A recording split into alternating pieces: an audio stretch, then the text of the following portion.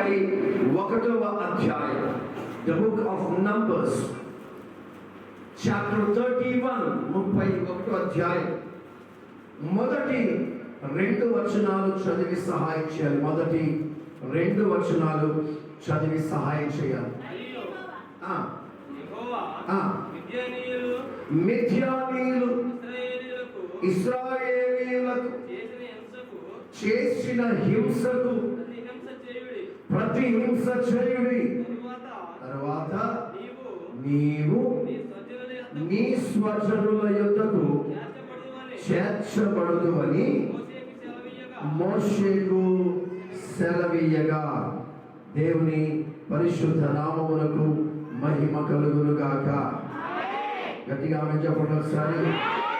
నా మాటలు ఇప్పుడు శ్రద్ధగా మీరు వినాలి. బైబిల్ అని ప్రక్కన పెట్టండి. నా వైపు చూస్తూ నేను చెప్పే మాటలను మీరు ఆలకించాలని ప్రభు పేరట మనవి చేస్తున్నాను. అక్కడ ఎవరో చిన్నపిల్లలు చప్పుడు పడుతుంది. వాళ్ళ సౌండ్ రాకుండా వాళ్ళను కన్న తల్లిదండ్రులు జాగ్రత్త పడాలని మనవి చేస్తున్నాను.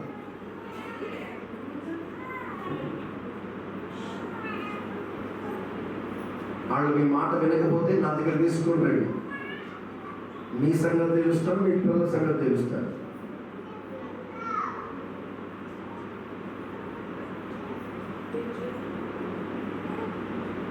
అయ్యగారి మొహం చూస్తుంటే ఇలాంటి చర్చలో కామన్ అనిపిస్తుంది. పాప ఆయన ఏమంటాడు? ఎరువేళ్ళ ప్రేమ స్పైసులో సౌండ్ వస్తే ప్రసంగం ఆపేస్తానమ్మా. విన్నారా? ఎవరి సౌండ్ వచ్చినా వాక్యం ఆపేస్తా. రైట్. దైవజనుడైన మోషే గారితో ప్రభు చెప్తున్న మాటలని బైబిల్ ప్రకారం పెట్టేసాడు. ఇప్పుడు నా వైపు చూడండి. 40 ఏళ్ల సుదీర్ఘ ప్రయాణము కొనసాగిన తరువాత, ఎన్ని సంవత్సరాలు? 40 ఏళ్ల సుదీర్ఘ ప్రయాణం కొనసాగిన తర్వాత ఇక చివరి దశకు వాడు చేరుకున్నాడు. అక్కడ దేవుడు దైవజనుడైన మోషే గారితో ఏమని మాట్లాడుతున్నారంటే, మోషే, మిద్యానీయులు మిమ్మల్ని బహుగా హింసించారు, మిద్యానీయులు మిమ్మల్ని బహుగా బాధపెట్టారు. ఇప్పుడు చివరిగా నువ్వు చేయవలసిన పని ఏమిటంటే, చివరిగా ఇప్పుడు లాస్ట్ టాస్క్, ఆఖరిగా నువ్వు చేయవలసిన పని ఏమిటంటే, నిన్ను హింసించిన ఇశ్రాయేలీయులను హింసించిన మిద్యానీయులకు ప్రతి హింస మీరు చేయండి. ఇశ్రాయేలులకు ప్రతి హింస మీరు చేయండి. మీరు క్షమించండి, మిద్యానీయులకు ప్రతి హింస మీరు చేయండి. మిద్యానీయులకు ప్రతి హింస చేసిన తర్వాత నీవు నీ పితరుల యొద్దకు నీవు చేర్చబడతావు. ఇది ప్రభు చెప్పిన మాటలు. ఈ మాటలు వింటుంటే నాకు చాలా ఆశ్చర్యం కలిగింది. ఒక చోట ప్రభు ఏమంటాడంటే, ఎవడైనా ఒక చెంప మీద కొడితే ఇంకో చెంప చూపించమన్నాడు. మీరు మాట్లాడాలి, తెలుసు కదా, కొన్ని చిన్న చిన్న విషయాలు తెలుసు కాబట్టి మీరు మౌనంగా ఉండదు, చెప్పాలి, మీరు కూడా మాట్లాడాలి. Okay, praise the Lord. ఒక చెంప మీద కొడితే ఇంకో చెంప. మిమ్మల్ని ఎవరైనా దూషించినా, నా నామము నిమిత్తం మిమ్మల్ని అవమానపరిచినా మీరు ఏం చేయాలంట? సహించాలి. చెప్పండి, ఏం చేయాలంట? ఓర్చుకోవాలి. అనండి, సహించాలి, ఓర్చుకోవాలి, నిలబడాలి, తలదించుకోవాలి, ప్రతిఘటించొద్దు. మరి ఇంతగా దేవుడు హింసించొద్దు, ఓర్చుకోవాలి, తట్టుకోవాలి, సహించాలి కొత్త నిబంధన పుస్తకంలో చెప్పిన దేవుడు ఇక్కడ పాత నిబంధన పుస్తకంలో ఏమంటున్నాడు తెలుసా? ఇంతకాలం మిమ్మల్ని బాధ పెట్టిన మిద్యానీయులను మీరేం చేయాలి? ప్రతి హింస చేయండి, పోయి వాళ్ళని హింసించండి. నాకు ఈ మాట వింటుంటే నేను గుండె మోకాళ్ళలో జారిపోయిందండి. కొంతమంది భక్తులు ఉంటారు, వాళ్ళ కనుక ఈ వాక్య భాగం దీనికి ఆధారం దొరికితే సంసోను మాదిరిగా ఏం చేస్తారో తెలుసా? ఎప్పటి మాదిరిగా విరచిమ్ము కృందును అనుకొని వెళ్ళి వాళ్ళను బాధ పెట్టిన వాళ్ళ మీదకి వెళ్ళి వాళ్ళ ఇండ్ల మీదకి వెళ్ళి గొడవలు పెట్టుకొని కొట్టేసి నరికేసి తిట్టేసి చంపేసి. ఏది అలా చేసావు? దేవుడే చెప్పాడు, నిన్ను బాధ పెట్టిన వారిని వెళ్ళి బాధ పెట్టు, అంతే కదా. ఇక్కడ దేవుడు ఏమంటాడమ్మా?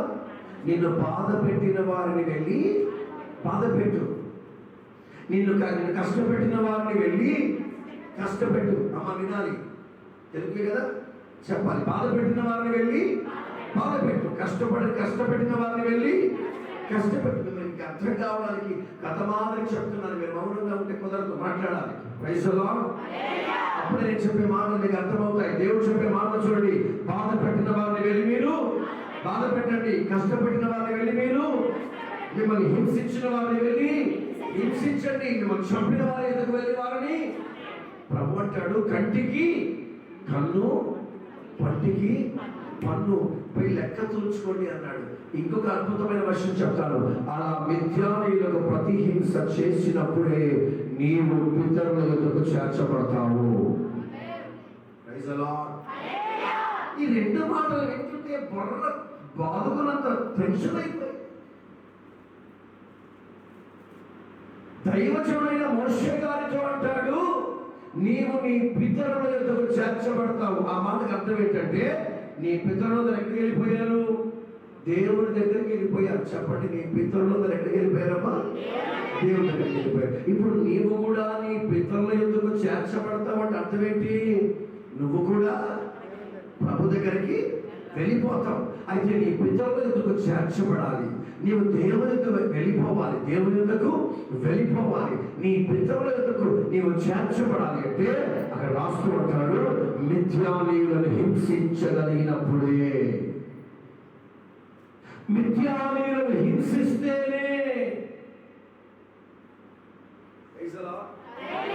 ఎవరినంటమ్మా? అందరు నాతో చెప్పండి, అందరు నా వెనుక చెప్పండి. మిథ్యానీయులను హింసించినప్పుడే ప్రభు యొద్దకు చేర్చబడతాము. అందరూ మన ప్రయాణం అంతా ఎక్కడికి వెళ్ళడానికి?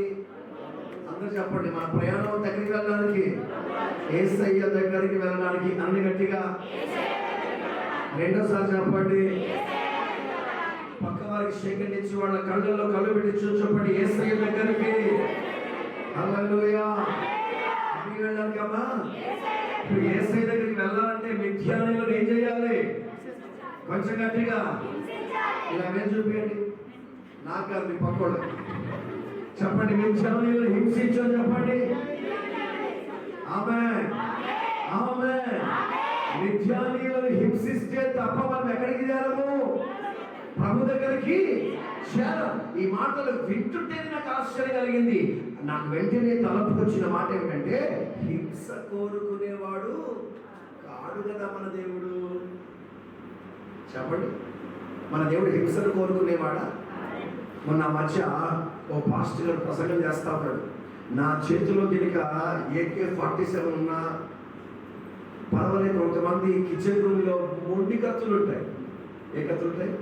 కొంతమంది వంటగదుల్లో ఆ మొండి కత్తి ఇచ్చినా పర్వాలేదు, వాడి పీక కసా కసా కసా కసా కోసి చంపేందుకు కోపం చేస్తున్నాడు. అని అంటాడు, యెఫ్తా వెళ్ళి తన కుమార్తె పీక నరికి చంపి బలిచ్చాడు. యెఫ్తా వెళ్ళి తన కుమార్తె పీకను కోసేసి నరికేసి చంపేసి బలిచ్చాడా? నీ బైబిల్లో ఉందా మాట? ఒకసారి ఆలోచించండి. యెఫ్తా తన కుమార్తెను దేవునికి బలిచ్చిన మాట నిజమే, నిజమే. కానీ అదే బైబిల్లో మంచిగా చాలా స్పష్టంగా ప్రభు రాసిన మాట ఏమిటంటే, ఆయన బలియు అర్పణయు కోరిన వాడు కాదా ఆయన. వాక్యం తెలిస్తే మీరు మాట్లాడాలి. ఆయన ఏం కోరట్లేదట, ఆయన బలి కోరువాడు. మరి బలి కోరువాడు ఆయన కాకపోతే యెఫ్తా తన కుమార్తెను ఎలా బలిచ్చాడు?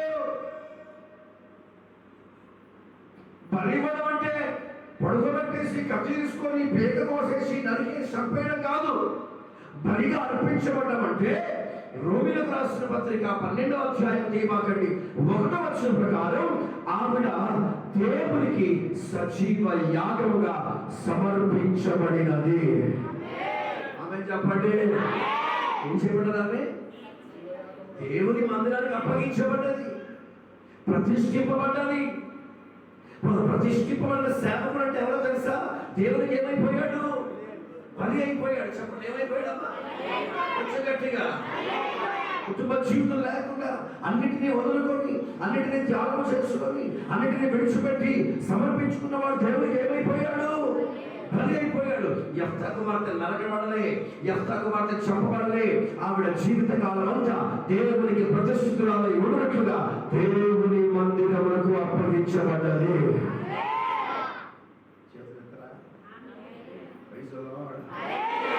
ఈసారి చేతులనుకో, దేవుని స్తోత్రం. నేను ఆ దారిలో వస్తా ఉంటే బోల్డ్ గెరెంట్లు కనపడ్డాయి, తెప్పించుకొని దగ్గర పెట్టుకుంటాను. దేవునికి మహిమ కలుగును గాక. ఆమె చెప్పరే. తమ్ముడు మిమ్మల్ని చూడట్లేదంటే మిమ్మల్ని అనట్లేదు అనుకోకండి. ప్రైజ్ ది లార్డ్ అంటున్నారా? బలి కోరేవాడు కాదు కదా. బలి కోరట్లేదు అంటే మన దేవుడు ఏం కోరట్లేదు? హింస కోరువాడు. మరి హింస కోరువాడు కాని దేవుడు హింస చేయమని ఎందుకు చెప్పాడు ఇక్కడ?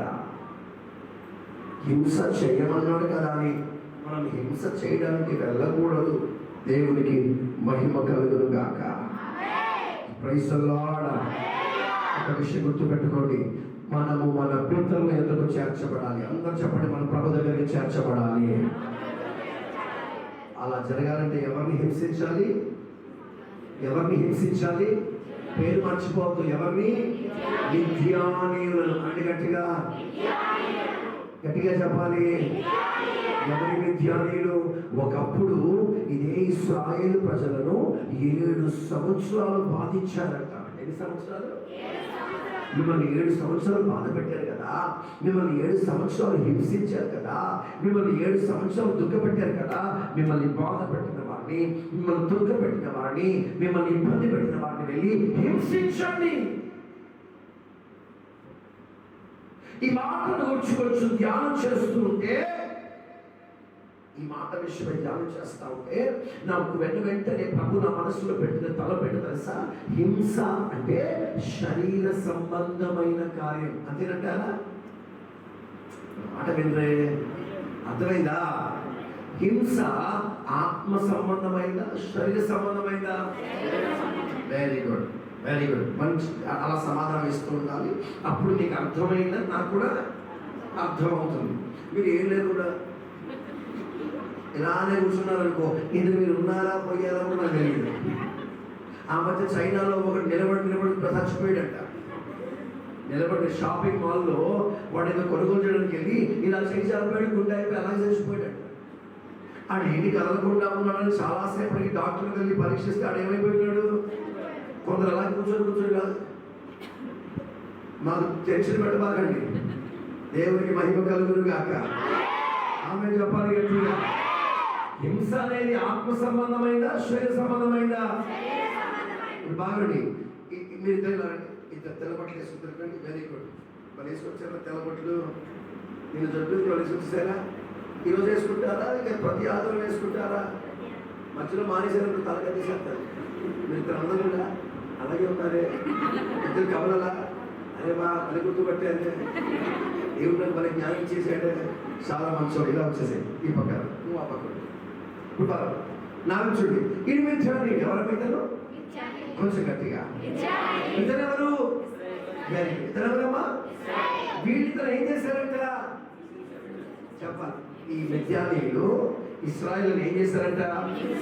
ఇప్పుడు దేవుడు ఏమంటాడు? ఇశ్రాయేలులారా మీరు ఇప్పుడు ఏం చేయాలి? మిథ్యానీయులను వీళ్ళు చేసిన హింస అయినా, వీళ్ళు చేసిన హింస అయినా, చెయ్యబోయే హింస అయినా, వీళ్ళు చేసిన హింస అయినా, వీళ్ళకి చెయ్యమని చెప్పిన హింస అయినా, ఇది శరీర సంబంధమైందా, ఆత్మ సంబంధమైందా? అంటే శరీరం ద్వారా వీరు బాధపరచబడ్డారు కనుక ఇదే శరీరాన్ని వీరు ఏం చేయాలి? బాధపడాలి. అంటే మిథ్యానీయులను శ్రమపరచడం అంటే ఏ శరీరం అయితే నిన్ను బాధ పెట్టిందో ఇంతకాలం, ఏ శరీరం అయితే నేను ఇంతకాలం ఎడగనివ్వకుండా అడ్డుపరిచిందో, ఏ శరీరం అయితే నీ ఆత్మీయ జీవితంలో వృద్ధి పొందకుండా అభ్యంతరపరిచిందో, ఇప్పుడు నువ్వేం చేయాలి? ఆ శరీరాన్ని చెప్పండి, విద్యాలను ఆ శరీరం ఏం చేయాలి? కొంచెం ఏం చేయాలి? అందరు నాతో చెప్పండి, నా శరీరమే మిథ్యాను అనండి గట్టిగా, ఇంకొంచెం గట్టిగా. అదేదో గుండెలపై చేపెట్టుకో చెప్పండి. నీ శరీరం యొక్క మిథ్యానైతే ఈ శరీరం ఇంతకాలం ఏం చేసింది? ఏం చేసిందమ్మా? సంతోష పెట్టిందా? బాధ పెట్టిందా? నా శరీరం నన్ను బహుగా సుఖ పెట్టిందన్న వాళ్ళ చేతుల పైకి తెలుసు వయసులో వింటున్నారా? నీ శరీరం నేను ఎంత కష్టపెట్టిందో ఇప్పుడు నువ్వేం చేయాలి? నా శరీరాన్ని నేను అంతగా కష్టపెట్టగలిగితే, మళ్ళీ చెప్తా, నా శరీరాన్ని నేను అంతగా కష్టపెట్టగలిగితే అప్పుడు నేను దేవుని సన్నిధికి చేరే కృప నా దేవుడికి అనుగ్రహిస్తాడు. హల్లెలూయా. ఒక విషయం గుర్తుపెట్టుకోండి, నీ శరీరమును హింసించకపోతే, నీ శరీరమును నలగొట్టకపోతే, నీ శరీరము దాని ఆశల నుంచి విడిపించబడకపోతే, నీ శరీరంపై నీకు జయము రాకపోతే నా దేవుని సన్నిధికి మనము చేరాలి.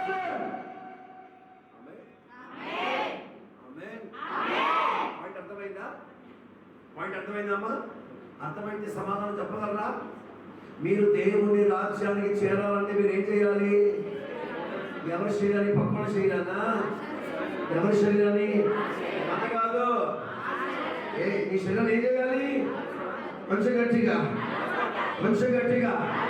మీకు మంచి మాట చూపిస్తాను, చదవండి. మొదటి కొరింథీయులకు రాసిన పత్రిక 9:27. The book of 1 Corinthians 9:27. గాలిని కొట్టినట్లు నేను పోరాడటలేదు, కానీ నేనే ఇతరులకు ప్రకటించిన తరువాత భ్రష్టుడనైపోతునేమోనని నా శరీరమును నలగొట్టుకొని, అమలారా తమ్ముళ్ళారా నా మాట వినండి, నా శరీరమును, కొంచెం గట్టిగా, నా శరీరమును, ఇంకొంచెం గట్టిగా, నా శరీరమును ఏం చేద్దండి? నలగొట్టిన తర్వాత ఏం చేయాలంట? దాన్ని నేను లోపరుచుకోవాలి. అందరూ నాతో చెప్పండి, నా శరీరమును, తమ్ముడా గట్టి చెప్పున్నా, నా శరీరమును నలగొట్టి లోపరుచుకుంటే యేసయ్య దగ్గరికి వెళ్ళిపోతాను. నచ్చిందా ఈ మాట? గట్టిగా చప్పట్లు పెట్టుకోవాలి. హల్లెలూయా, హల్లెలూయా. బాధకరమైన విషయం చెప్పనా, ఈ రోజున చాలా మంది దేవుని బిడ్డలు సంఘములో శరీరమును నల్లగొట్టుకునే వారి కన్నా శరీరాన్ని సుఖపెట్టేవారు ఎక్కువైపోయారు. మందిరానికి వస్తారు, కాళ్ళు బాగా సాపుకొని కూర్చుంటారు. అంటున్నారా? ఏం చేస్తున్నారు శరీరాన్ని? మీకు విషయం చెప్పనా, ఇక్కడ వ్యాధిగ్రస్తులు ఎవరైనా ఉన్నారు అంటే వాళ్ళలో చాలా పెద్ద రోగిష్టి నేనే. 22 సంవత్సరాలుగా షుగర్తో బాధపడుతున్నాడు. 1 కాదు 2 కాదు, ఎన్ని సంవత్సరాలతో? 22-23 ఏళ్ళు అయిపోయింది. ఏమొచ్చి 14-15 సంవత్సరాలుగా బీపీతో బాధపడుతున్నాడు. 14-15 సంవత్సరాలు అయిపోయింది బీపీతో. 2006లో ఒకసారి గుండెపోటు వచ్చింది, 2013లో ఒకసారి గుండెపోటు వచ్చింది. పోయిన సంవత్సరం ఇదే తారీఖున నేను హాస్పిటల్లో అడ్మిట్ అయ్యాను. 24వ తారీఖున అడ్మిట్ అయ్యాను. పోయిన సంవత్సరం ఇదే రోజున హాస్పిటల్లో అడ్మిట్ అయ్యాను. 26వ తారీఖున నా వెన్నుపూస ఆపరేషన్ జరిగింది. నా మెడకాయ సగం కోసేసి, నా మెడకాయ సగం ఇక్కడ గోడ పెడుతున్న తర్వాత దగ్గర చూడండి, కూతురు పెట్టుకోండి, చూపెడతాను. మెడకాయ కోసేసి ఈ వెనక నుంచి 2 ఎముకలు తీసేసి ఆ ఎముకల చోట 2 స్టీల్ ప్లేట్లు పెట్టారు. అందుకే ఎక్కువసేపు నిలబడి, ఎక్కువసేపు కూర్చోని. విన్నారా? ఆపరేషన్ ద్వారా శరీరం 50% నలిగిపోయింది. ఆగస్టు మాసంలో భయంకరమైన కరోనా వచ్చి శరీరం ఇంకా నలిగిపోయింది. మిగిలిన కొంచెం బలం కూడా పోయింది. సాధారణంగా అవకాశం కలిగితే ఏసీ రూమ్లోకి వెళ్ళి మంచం మీద అల్లా వారిపోయి పడిపోవాలన్న ఆశ పుట్టుకొస్తుంది. కంటి మీద నిద్ర కొనుక్కు లేదు. శరీరం మొత్తం నలిగిపోయింది. ఆ నలిగిపోయిన శరీరాన్ని సుఖపెట్టగలను. కానీ విషయం చెప్పనా, ఆ శరీరాన్ని ఎప్పుడైతే నేను సుఖ పెడతానో ఏమవుతుందో తెలుసా, ఆ శరీరంలో ఆశలు పెరుగుతాయి. ఏమవుతాయమ్మా? ఆశలు పెరిగినప్పుడు ఈ శరీరము దేవుని దగ్గరికి వెళ్ళిపోవలసింది బదులుగా ఈ శరీరం ఎక్కడికి వెళ్ళిపోతుంది? నరకానికి వెళ్ళిపోతుంది. బైబిల్లో మాట ఉంది, పైకి బైబిల్ మాట ఏంటో తెలుసా, నీ కన్ను నీ దేహములకు కన్ను దీపమే, నీ దేహములకు కన్నే దీపము కనుక నీ కన్ను వలన దేహము నరకములోనికి వెళ్ళిపోతుందేమో కనుక నీ కన్నును తీసివేయి. కన్ను తీసేయంటే కన్ను పొడుచుకొని తీసేయమని కాదు, నీ చూపుల విధానమును మార్చుకో. నీ శరీరం ఏం చేసుకోవాలి? నీవు ఒక మాట చెప్పన, ఓపిక లేకపోయినా, శరీరం సహకరించకపోయినా, రాత్రుంబగళ్ళు ప్రయాసపడుతూ, రాత్రుంబగళ్ళు పరిగెడుతూ ఈ విస్తారమైన పరిచర్యను, అలుపెరుగని పరిచర్యను రాత్రుంబగళ్ళు పోరాడుతూ ఎందుకు చేస్తున్నామో తెలుసా? ఈ శరీరము నలిగిపోకపోతే యేసయ్య దగ్గరికి మనము చేరలేము. విన్నారా ప్రియులారా? ప్రభు దగ్గరికి చేరాలి అంటే శరీరం ఏం కావాలి? నలగగొట్టబడాలి. ఈ మధ్యాహ్న కాల సమయం సంఘానికి ఒక శ్రేష్టమైన ఉపదేశం, ఒక శ్రేష్టమైన సత్యాన్ని బోధించాలని ఆశపడుతున్నాను. ఒక మంచి మాట మర్చిపోకండి.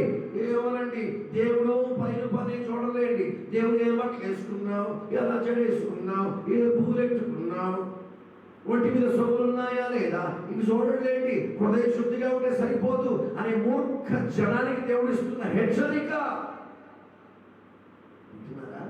శరీరంలో ఏముండకూడదంటమ్మా?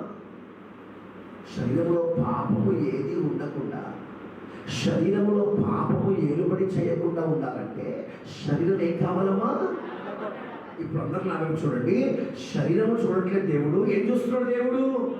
అందరూ చూడండి, నా వైపు చూసి సమాధానం చెప్పాలి. ప్రభు శరీరం చూస్తున్నాడా, హృదయాన్ని చూస్తున్నాడా? హృదయాన్ని చూసేవాడైతే శరీరం నడగొట్టుకొని చెప్తున్నాడు దేవుడు. విన్నాడా? దేవునికి కావాల్సింది ఏమిటి? దేవునికి కావాల్సిన హృదయమే అయితే శరీరాన్ని ఎందుకు నలగొట్టమంటున్నాడు? ఈ శరీరాన్ని ఎందుకు నలగొట్టమని తెలుసా? నా దేవునికి హృదయం మాత్రమే కాదు, ఈ శరీరం కూడా నా దేవునికి కావాలి. చెప్పాలి గట్టిగా, అదే చెప్తారు. దేహము దేవునికి ఆలయమై ఉన్నది. నీ హృదయం ఉన్నాడా, నీ దేహం ఉన్నాడా? కొంచెం గట్టిగా, నా దేహం అనండి గట్టిగా. దేవునికి ఏమై ఉన్నది? గట్టి చెప్పాలి. నా దేహం ఆలయమై ఉన్నది అనండి గట్టిగా. మరి దేహంలో ప్రభు ఉండాలన్న దేహం ఏం కావాలి? ఆ దేహం ఏం కావాలి? కొంచెం గట్టిగా, కొంచెం గట్టిగా, కొంచెం గట్టిగా. నేను ఒక మంచి మాట చూపిస్తాను. నలిగిన హృదయములలో ఆయన ఆసన్నుడైన దేవుడు ఆయన.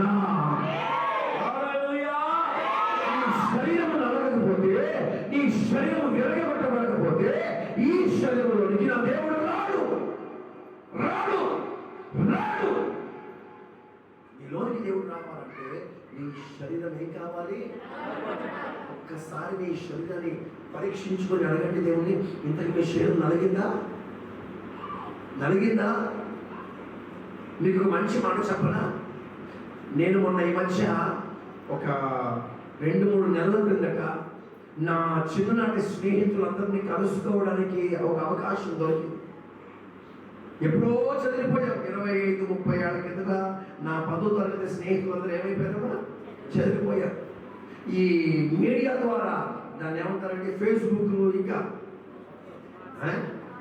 కాదు వాట్సాప్ కాదు, ఇంకేదంటారు కదా, ట్విట్టర్, ఇంకోటి ఏంటి, ఇన్స్టాగ్రామ్, వీటి ద్వారా మొత్తానికి స్నేహితులందరూ కూడా ఎక్కడెక్కడో, కొంతమంది అమెరికాలో, కొంతమంది ఇంగ్లాండ్లో, కొంతమంది ఆస్ట్రేలియాలో, కొంతమంది న్యూజిలాండ్లో, స్విట్జర్లాండ్లో, ఎక్కడెక్కడో వెళ్ళిపోయారు నా స్నేహితులందరూ.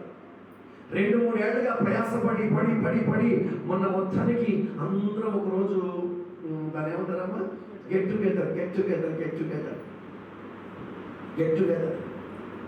నేను కూడా నన్ను రమ్మని, నన్ను వెళ్ళడం నాకు ఇష్టం లేదు, కానీ ఎందుకు అందరినీ చూడాలనిపించింది. ప్రయాసపడగా ఆ 70 మంది బతుకున్నాడు. ఎవరే మీకు అనుకూలమైన ఏంటి కాదురా, నాను చూసుకోండి, నేను ఇంకా ఎంతకాలం బతుకుతానో తెలియదురా, మిమ్మల్ని అందరినీ చూడాలరా అని ఆశపడితే మొత్తానికి కూడా నాకు అనుకూలంగా మంచి రోజు ఏర్పాటు చేశారు. అందరం బెంగళూరులో కలుసుకున్నాం. నేను వాళ్ళ మధ్యలోకి వెళ్తే వాళ్ళు 10th క్లాస్లో 10వ తరగతిలో ఎలా ఉన్నారు అలాగే ఉన్నారు. వాళ్ళందరిలో నేనే చాలా వృద్ధునిగా బలహీనపడిపోయి రోగాలతో పలిగిపోతూ కనబడితే వాళ్ళందరూ నన్ను చూసి ఏడవని వాళ్ళు లేదు. ఏమిట్లా నువ్వు బ్రతికేమిటి, నువ్వు ఉన్న స్థితి ఏమిటి, నువ్వు బ్రతికేమిటి, నువ్వు ఉన్న స్థితి ఏమిటి? ఒక మాట చెప్పరా, వాళ్ళ శరీరాలు బలంగా ఉన్నాయి కాబట్టి వాళ్ళలో ఆశలు రేగుతున్నాయి. వాళ్ళ శరీరాలు బలంగా ఉన్నాయి కానీ యేసయ్య వాళ్ళ శరీరంలో లేడు. కానీ బలహీన ఘటముగా మారిపోయిన ఈ దేహంలో, ఈ శరీరంలో నా దేవుడు నివాసం చేస్తున్నాడు. హల్లెలూయా, హల్లెలూయా, దేవునికి మహిమ కలుగును గాక. ఒక్కొక్కడు నా తోటి స్నేహితుడు ఎలా ఉన్నాడో తెలుసా? ఎమ్మగా పొద్దుగా ఒక్కొక్కడి గోసి తింటే 40-50 కేజీల మాంసం రైసలా విన్నారా? బాగా పరిచిన పొట్టేళ్ళు మనం విన్నాడు. ఇక ఫ్రెండ్స్ అందరూ కలుసుకుంటున్నారుగా.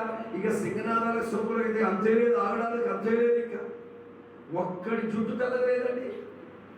ఆమె ఒక్కడి జుట్టు నల్లటి జుట్టు. నేను అనుకున్నాను అప్పయ్య ఎప్పటి జుట్టు నెలవలేదే, నాదే నడిచిపోయింది. తీర చూస్తే నాదే వచ్చిన వాళ్ళంతా డూప్లికేట్. శరీరాన్ని ఏం చేసుకోవాలమ్మా? కొంచెం ఏం చేసుకోవాలమ్మా? ఒక మంచి మాట మర్చిపోకండి. ఈ మధ్యాహ్నం నేను చెప్తున్నాను, నీ దేహము నా దేవునికి నివాస స్థలముగా మారాలి అంటే అది దేవుని కొరకు ఆశల నుండి అడియాశలు అయిపోయి అది నలగొట్టబడి ఎప్పుడైతే నువ్వు లోపరుచుకుంటావో ఆ శరీరంలో దేవుడు నివాసం చేస్తాడు.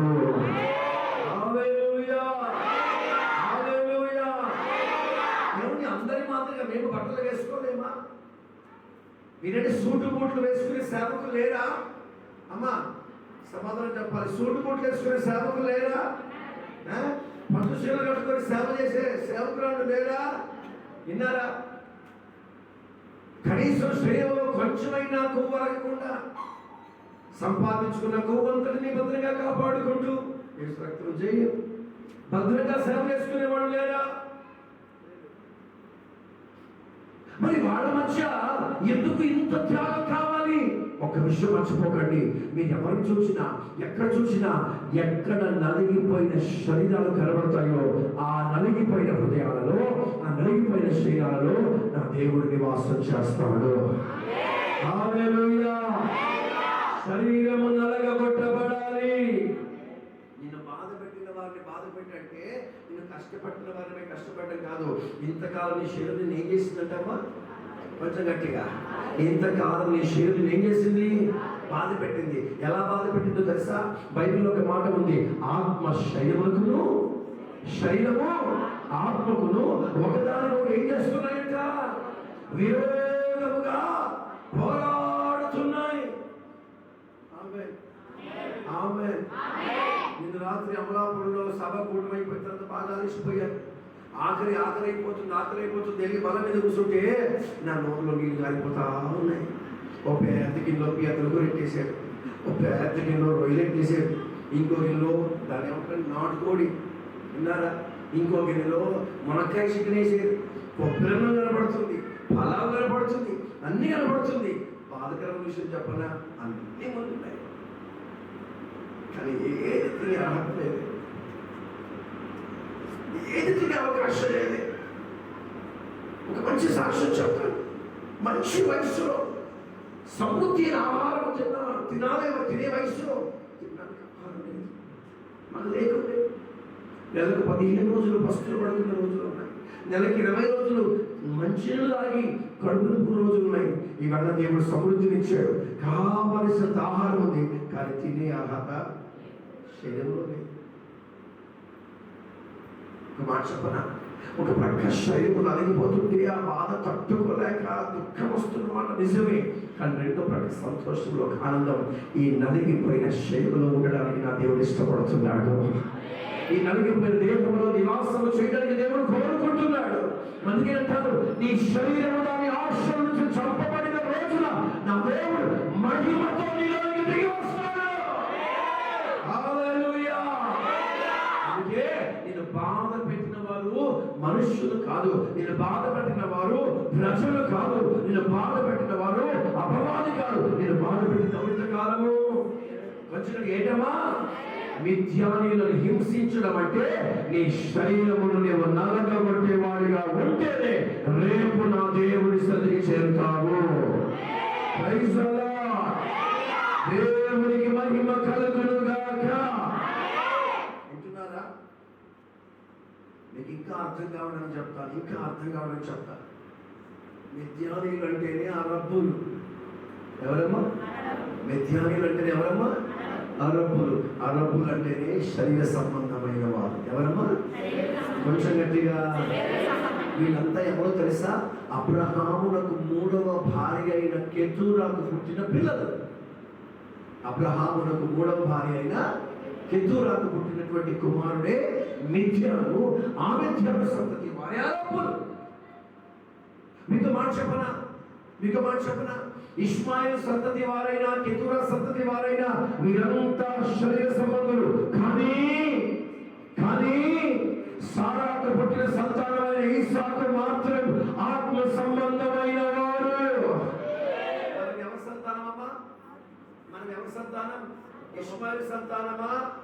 కెతూరా సంతానమా? హాగర్ సంతానమా? కెతూరా సంతానమా? షారా సంతానమా? కొంచెం గట్టిగా. తెలీదా మీకు? తెలీదా? చెప్పండి. మనం ఎవరి సంతానము? షారా నుండి వచ్చిన సంతానం. అన్ని గట్టిగా. మనం శరీర సంబంధులమా? ఆత్మ సంబంధులమా? వాడు శరీరానుసారమైన పిల్లలైతే మనం ఎవరము? ఆత్మానుసారమైన పిల్లలు. మనం ఆత్మానుసారమైన వారమైతే శరీర సంబంధమైన క్రియలన్నీ మనలో ఏమైపోవాలి?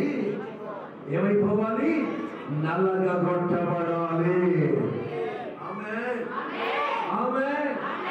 మా తోటి ఎవరస్తులందరూ చక్కటి బట్టలు వేసుకుంటే మాకు కూడా వేసుకోవాలని ఆశ మాకు ఉండదంటారా? ఏంటంటే నా మాట వింటున్నారా? మా తోటి వాళ్ళందరూ కూడా మంచి రంగుల బట్టలు వేసుకుంటే ట్రిమ్గా తయారైతుంటే అందరి మాదిరిగా వేసుకోవాలని మాకు ఆశ ఉంటుందా? ఈ మధ్య పిచ్చుకూళ్ళు మాదిరిగా ఇక్కడంతా కూసుకొని ఇక్కడే పొచ్చెట్టుకుంటారని కొంతమంది. ఏ కూళ్ళలాగా? మా చిన్ననాటి దినాలలో ఒక దాన్ని ఏమంటారంటే పద్యం ఉండేది. ఒకడంటే ఆడి చుట్టూ ఎలా ఉందంటే రాగి రంగుకు మారిన రేగి గొప్పలా ఉందంట. ఎలా ఉందంటే ఆడ తల చుట్టూ ఉన్నట్టు ఈ పక్క కొరిగించేస్తాడు ఇక్కడ పైన బాధకరమైన విషయం చెప్పనా? అలాంటి వాళ్ళని ప్రపంచం ఇష్టపడుతున్నాడు. వాడు ఆ కట్టి చేసుకున్నాడు. అరే ఏ సూపర్ ఉన్నారు. ఇలాంటి వాడు మన కాలంలో లేనేలేట్లా. వీడికి బుద్ధ వీడికి ఆగడాలు ఉన్నది. ఇక ఈ ఆగడాలకు అంత ఉన్నది. ఇంకా వీళ్ళ అమ్మ ఎంత తెచ్చినా, వీళ్ళ బాబు ఎంత తెచ్చినా వీళ్ళ మాట వినిపించుకోవడం ఎందుకు? వీళ్ళకి ఎప్పుడు నచ్చదు. సొసైటీ అంత మెచ్చుకుందిగా. పైసలా చక్కగా ప్యాంట్లు వేసుకొని రా బాబు అంటే పైకి లేకుంటారు. మామూలున్న ప్యాంట్లు పైకి లాక్కొని లేకుంటారు. మరి అది ఏంటో పోవాలి అర్థం కావట్లేదు. మైక్ బయటికి పోతుందా బిడ్డ? బయటకు ఉన్నాయనుకుంటారు. లేదా కొంచెం ఈ ప్యాంట్లు పైకి వేసుకునే బుద్ధి ఏంటో తెలుసా? త్వరక బుద్ధి. ఏ బుద్ధి? పొట్టి ప్యాంట్లు వేసుకోవడం ఏ బుద్ధో తెలుసా? త్వరక బుద్ధి. ఎందుకంటే తెలుసా మాట? త్వరకోళ్ళ క్రమం ఏంటో తెలుసా? దీన్ని ఏమంటారండి? వాళ్ళు వేసుకునే బట్టలు చీలమండలము దాటకూడదు. అది వాళ్ళ క్రమం, వాళ్ళకి ఇచ్చిన ఆజ్ఞ, ఆచారం, ధర్మం. వాళ్ళ ఖురాన్ పుస్తకంలో ఏముందంటే నువ్వు వేసుకునే ప్యాంట్ కానీ పైజామా కానీ ఏం దాటకూడదు? చీలమండలం దాటకూడదు. ఈవేళ నువ్వు కూడా నీ ప్యాంట్ పైకి వేసుకున్నావంటే నీకు ఏ బుద్ధి ఉన్నట్టు? త్వరకబుద్ధి కాదా? ఆ తురుకోడు ఎప్పుడు వంకరోడే. ఆడెప్పుడు వంకరోడే. ఆడి వంకరోడు, ఆడి బుద్ధులు నేర్చుకుని నువ్వు వంకరోడువే. దేవుని స్తోత్రం కలుగును గాక. వింటున్నావా? దేవుని స్తోత్రం. శరీరాశలు ఏం కావాలి? మంచి చెత్తలు ఏం కావాలి? మంచినట్టు ఏం కావాలి? దేవునికి మహిమ కలుగును గాక. హల్లెలూయా. ఒకప్పుడు ఒక భక్తుడు పాట రాశాడు. అతుకుల బతుకు ఏంటంట? అతుకుల బతుకు. అప్పుడు ఎందుకు ఆ పాటలు రాశాడో అర్థం కాలేదు.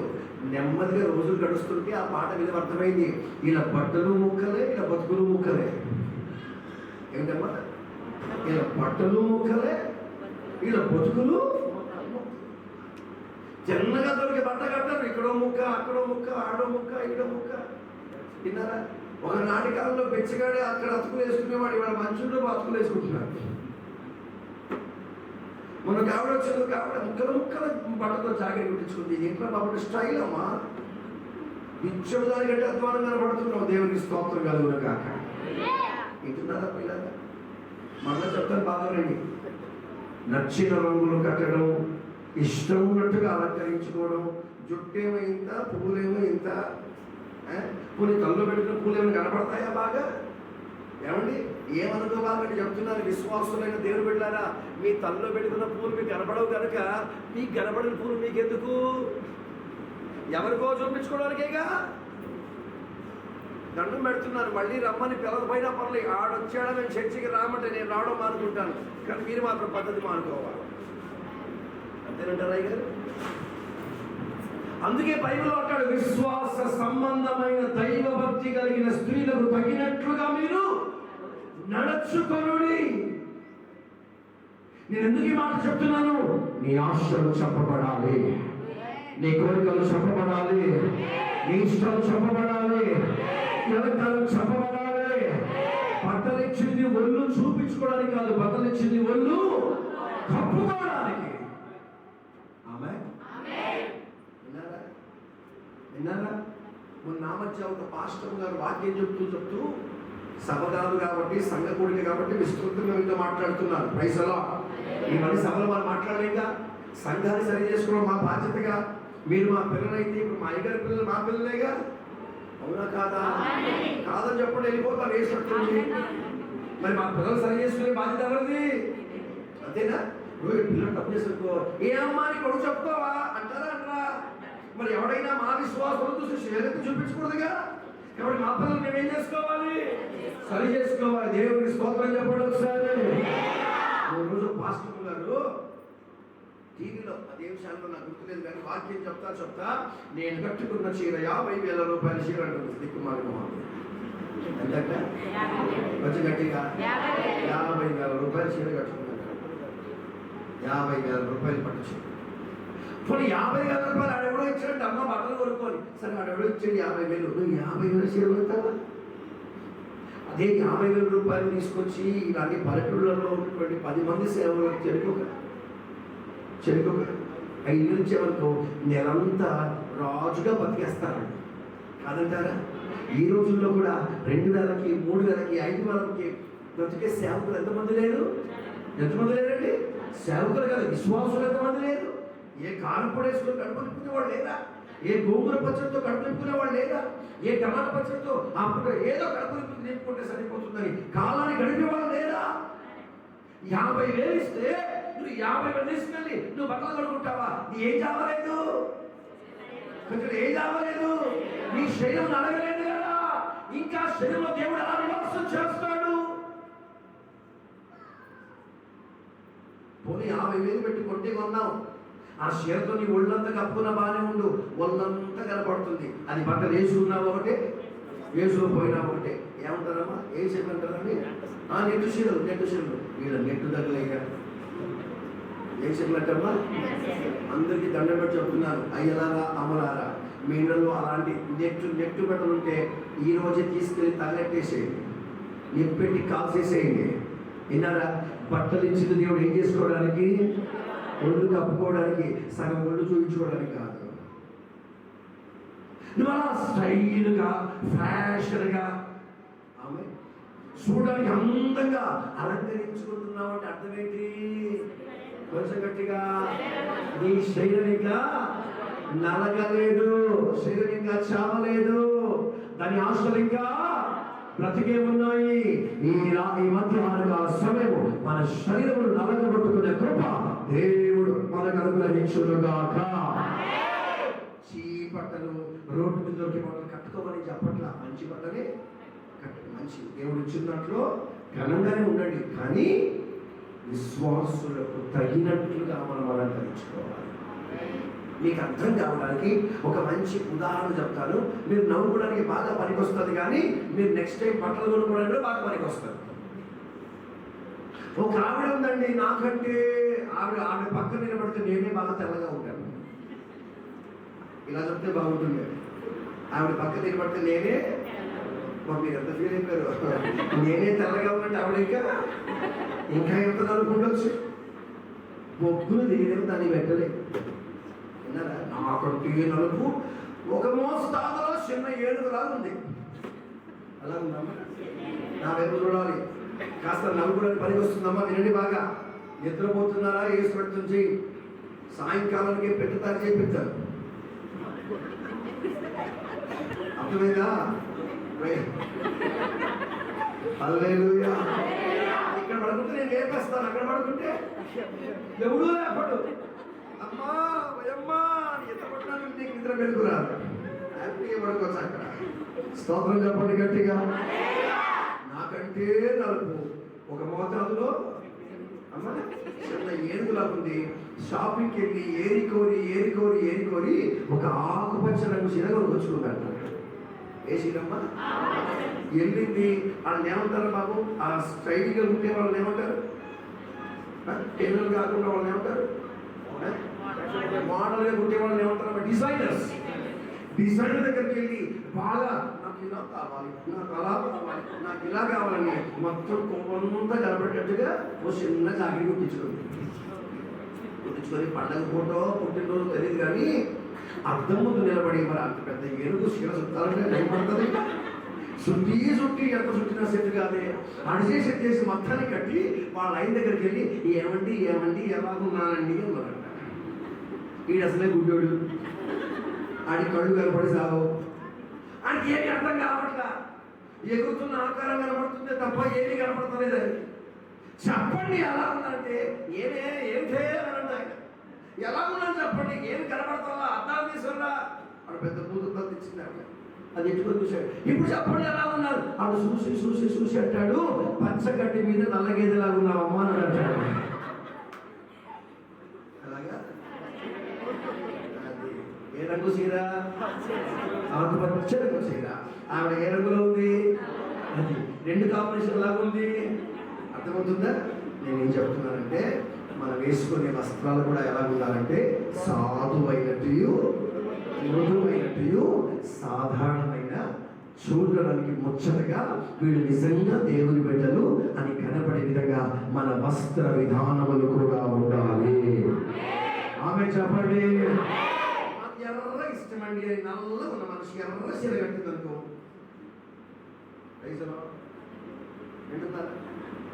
ఇంకోటి నల్ల బట్టలు వేస్తాడు, వేసి రక్తం చేయి. సీజనల్ బట్టలు ఉంటాయి, సీజనల్ బట్టలు. విన్నారా?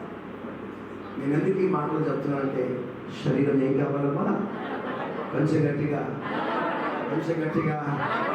దేవునికి మహిమ కలుగునుగాక, దేవునికి మహిమ కలుగునుగాక. శరీరము నలగకపోతే మనం దేవుని సన్నిధికి మనము చేరలేము. Praise the lord. మీకు అర్థం కావడానికి మరికొన్ని విషయాలు కూడా చూపించి ముందుకు వెళ్ళాలని ఆశపడుతున్నాను. వింటున్నారా?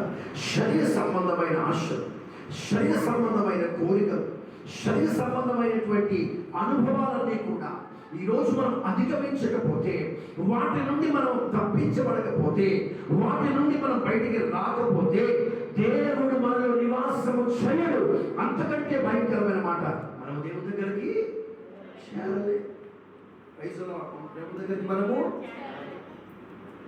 రెండో పాయింట్ చెప్తాను. ఏమిటి ఆ శరీర స్థితి, శరీర సంబంధమైన స్థితి ఏమిటో చెప్తాను. ఒకటి నేనేమో చెప్పాను, శరీరము నలగొట్టబడాలి, శరీర ఆశలు నలగొట్టబడాలి. ఒకటి శరీరం నలగొట్టబడాలి, రెండవది శరీర ఆశలు నలగొట్టబడాలి, మూడవది శారీరక స్వభావము కూడా నలగొట్టబడాలి. మూడవది ఏంటమ్మా? మొదటి ఏంటమ్మా? శరీరం, రెండవది శరీర ఆశలు, మూడవది శారీరక స్వభావం. అని గట్టిగా పక్కన చెప్పండి, స్వభావం కూడా నలిగిపోవాలి అని గట్టిగా చెప్పారు. అందరికీ చెప్పినోడు ధన్యుడు, చెప్పనోడు అన్యుడు.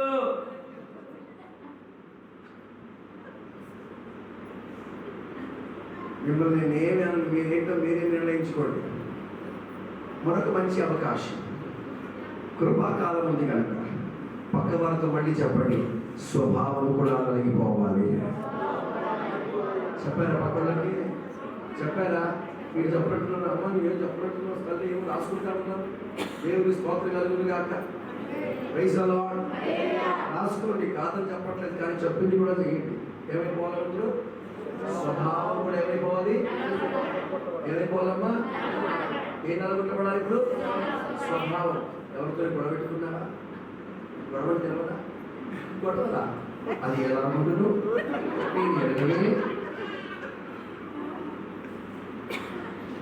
మొన్న మధ్య ఇలాగే చర్చలో వాక్యం చెప్తూ ఒక విషయం గురించి ఒక ఆవిడని చూశాను, ఇంకో విషయం గురించి ఇంకో ఆవిడని చూశాను, ఇంకో విషయం గురించి ఇంకొక ఆయన చూశాను. అక్కడ అనుకుంటాను, అయ్యగారు పది మనుషులు చూస్తున్నాడే, సరిగ్గా పాయింట్కి సంబంధించిన వ్యక్తిని చూస్తున్నాడే, నేను చూడట్లా. నా దేవునికి బాగా తెలుసు. మీకు మాట చెప్పనా? ఇశ్రాయేలు ప్రజలు ఐగుప్తు నుండి కానానుకు వెళ్తా ఉన్నారట. ఎక్కడికమ్మా? మధ్యలో ఒక 3 కుటుంబాల వారు తిరగమంటారు. 3 కుటుంబాలు, వాళ్ళ పేర్లు ఏమిటంటే కోరహు, అబీరాము, దాతాను అని. ఎవరెవరమ్మా? అబీరాము, దాతాను అనే కుటుంబాలు ఏం చేశారు తెలుసా? వీరు మోషేకు తిరుగుబాటు చేసి, ఎవరికి? కొంచెం గట్టిగా. తిరుగుబాటు ఆత్మ సంబంధమైందా, శరీర సంబంధమైందా? చెప్పాలి గట్టిగా. వీళ్ళు ఏం చేశారంట? సేవకునికి తిరుగుబాటు. నేను ఒక మాట చెప్పునా, దైవ జనుల మాట వినని వాడు శరీర సంబంధియే. దైవ జనులకు లోబడలేని వాడు శరీర సంబంధియే. విన్నారమ్మా? ఎంత చెప్పినా, ఎంత గద్దించినా సేవకుని మాట వినకుండా, సేవకునికి లోపడకుండా, సేవకునికి వ్యతిరేకంగా, సేవకుని గుర్తుపట్టకుండా, సేవకుని గుర్తించకుండా ప్రవర్తిస్తున్నవాడు ఎవడట? శరీర సంబంధియే.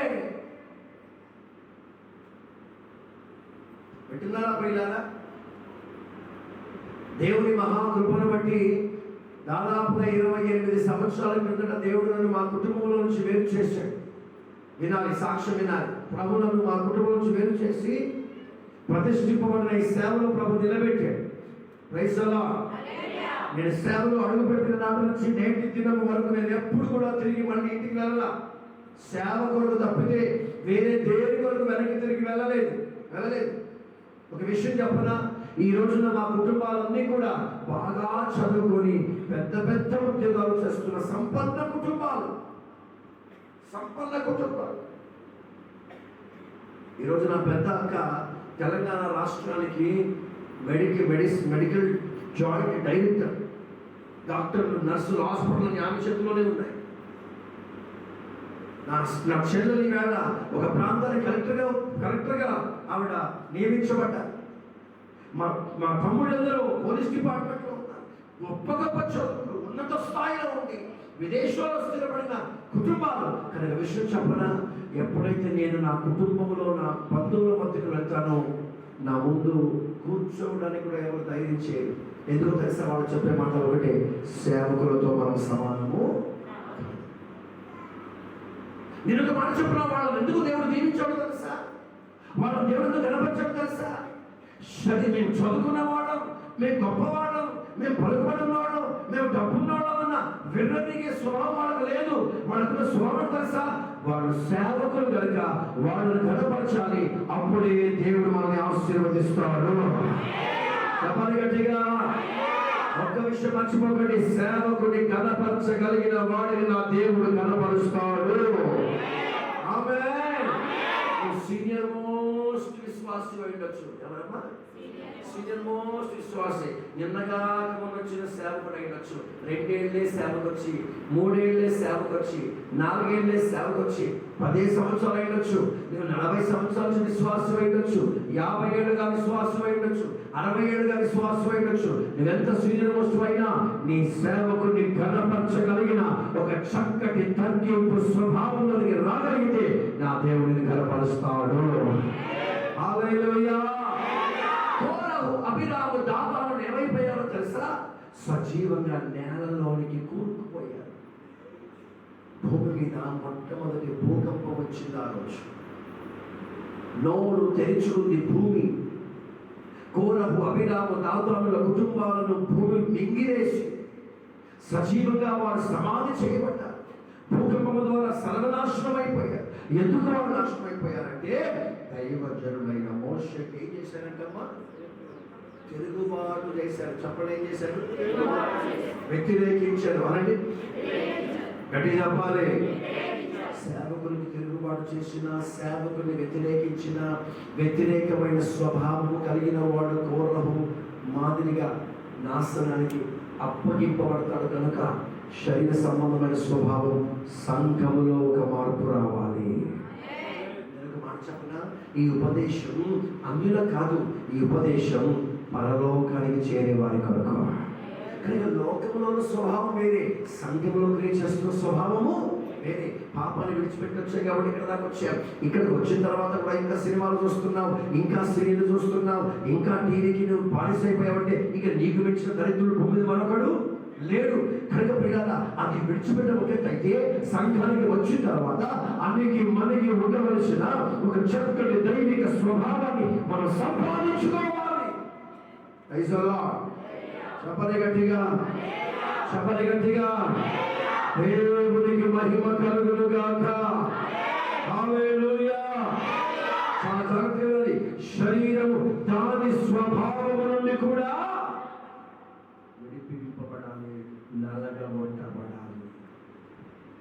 శరీరము నుండి విడిపించబడాలి. శరీరాశలు నలిగిపోవాలి. శరీర స్వభావము కూడా ఏమైపోవాలమ్మా? మీకు మంచి మాట చూపిస్తాను చూడండి. రోమిలకు రాసిన పత్రిక 1వ అధ్యాయం 7వ వచనం చూడండి మాట. ఇఫ్ ఐ నాట్ మిస్టేకెన్,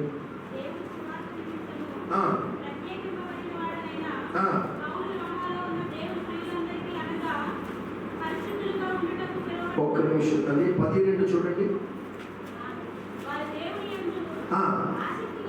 అదే ఫస్ట్ నుంచి 10వ అధ్యాయం మొదటి నుంచి చదవండి అమ్మా.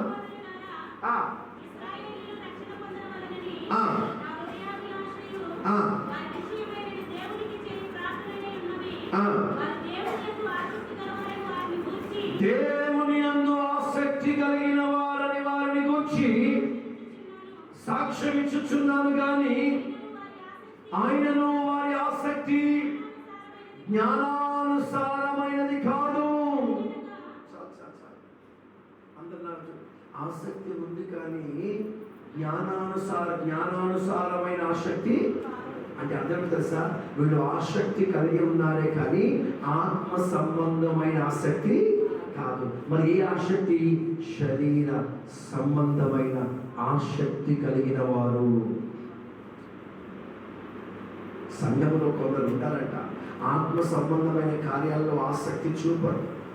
వినండి, శరీరం సంఘంలో కొందరు విశ్వాసులు ఉంటారంట, వాళ్ళు ఆత్మ సంబంధమైన కార్యాలకు ఆసక్తి ఇవ్వరు. కూటానికి రమ్మని చెప్పండి, ప్రసంగం అయిపోయే టైంకి వస్తారు. విన్నారా? కూటానికి రమ్మని చెప్పండి, ఎప్పుడు వస్తారు వీళ్ళు? ప్రసంగం అయిపోయే టైంకి వస్తారు. ప్రార్థన చేయమని చెప్పండి, కళ్ళు తెలుసుకుని గుడ్లకోవలు మాత్రం ఎటు చూస్తూ ఉంటాయి. విన్నారా? ఉపవాసం చేయమని చెప్పండి, రెండో కంటి కనబడకుండా కేజీ 6 కేజీ బియ్యం ఫుల్గా లాగించి ఏ అడిగిన వాళ్ళ మీద చూచుంటారు. విన్నారా? మోకాళ్ళు వేయరు. కానీ అదే విశ్వాసులు సంఘంలో ఏమైనా చిన్న గర్విలైనా, చిన్న మనస్పర్ధలు వచ్చినా, చిన్న సమాధానం వచ్చినా వాటి విషయంలో మాత్రం జోక్యం చేసుకొని పెద్దరికం చేస్తూ అదేదో వాళ్ళకే అప్పగింపబడిన బాధ్యత మాదిరిగా పట్టించుకునేవాడు చాలా మంది ఉంటారు. అర్థమేంటో తెలుసా? వీరు ఆత్మ సంబంధమైన కార్యాల విషయంలో బాధ్యత లేదు, ఆసక్తి లేదు, కానీ శరీర సంబంధమైన ఆసక్తి కలిగి ఉన్నారంట. అందుకే ప్రభు అంటాడు, నీ శరీర సంబంధమైన స్వభావము కూడా నలగగొట్టబడాలి. ఆమె చెప్పలే, ఆమె చెప్పలే. మంచి మాట చెప్పి ముగించేస్తాను, సాయంకాలం విస్తారంగా మాట్లాడుకున్నాం. కానీ దావీదు సింహాసనం మీద కూర్చోవాలంటే చెప్పండి, దావీదు సింహాసనం కూర్చోవాలంటే సింహాన్ని చెప్పాలి, ఎలుగుబంటిని చెప్పాలి. చెప్పండి, ఎవరండి? ఇంకా అర్థమయ్యే మాటలు చెప్తాను. గొలియాతును చెప్పాలి అంటే సింహాన్ని చెప్పాలి. సౌలు దగ్గరికి అంటాడు, సౌలా సౌలా నైనా నాకు పర్మిషన్ అయినా నేను యుద్ధానికి పోతాను, నువ్వేం చేస్తావురా బాబా అని అయితే వీడు అంటాడు, నేను సింహాన్ని చంపాను, నేను ఎలుగుబంటిని చంపాను, ఈ గొలియాతును కూడా చంపగలను. అర్థం తెలుసా? ఈ దావీదు సింహాన్ని చెప్పడం అంటే అపవాదిని చెప్పడం, ఎలుగుబంటిని చెప్పడం అంటే శరీర ఆశలను చంపడం. ఎలుగుబంటి దేనికి సాదృశ్యంగా ఉందండి? కొంచెం గట్టిగా, శరీరాశలు. ఎందుకు తెలుసా? ఎలుగుబంటి ఆహారాన్ని అది ఎలా పసిగడుతుంది తెలుసా? వాసనతో.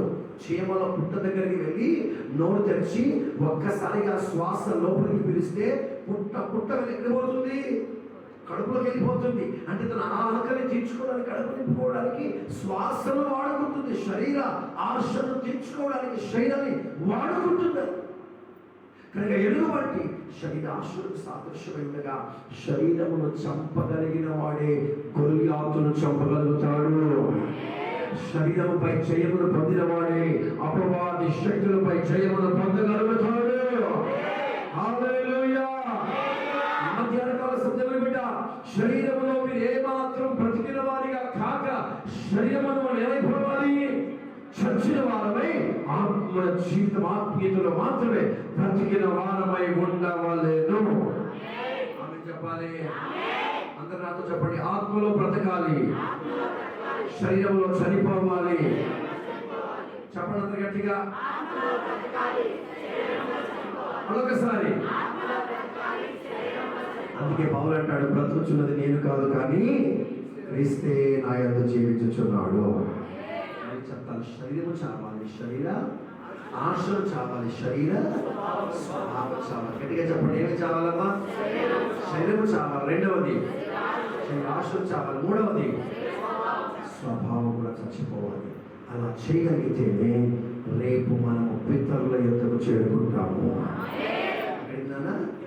కొంచెం గట్టిగా, కొంచెం గట్టిగా. పితరుల యొద్ద కంటే ప్రభు దగ్గర. ఎక్కడిన్నానా? మన పితరుల దగ్గరికి వెళ్ళిపోయారు, అలాగే మనం కూడా ఎక్కడికి వెళ్ళిపోతాము. దేవుడు ఆ కృప మనందరికీ అనుగ్రహించరు కాక.